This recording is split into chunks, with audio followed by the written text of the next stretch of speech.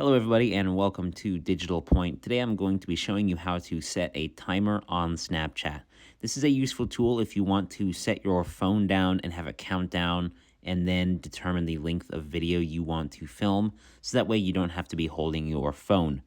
If you see here on the right, there are multiple icons. If you hit the plus button, the second from the bottom, it'll bring you to a menu here where you can change different camera things, and then you'll see timer close to the bottom. We'll hit that, and then it adds a timer, and you can click on it again to set the length of video you want. So you can go from 1 second all the way up to 10 seconds. We'll go ahead and go right in the middle or so, a little less than 5. Hit set timer, and then if you press the button that you usually use to start recording, it will count down from 3, so you can set your phone down, and then it will just play the video at the length that you determined in the timer settings. Again, you hit the plus button there, go down to timer, and all you have to do is click that. It's really quick, really easy, not much to it.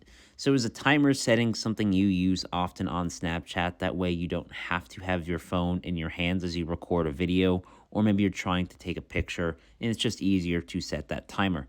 Let us know in the comments down below. Thank you so much for watching, and as always, we will see you in the next video.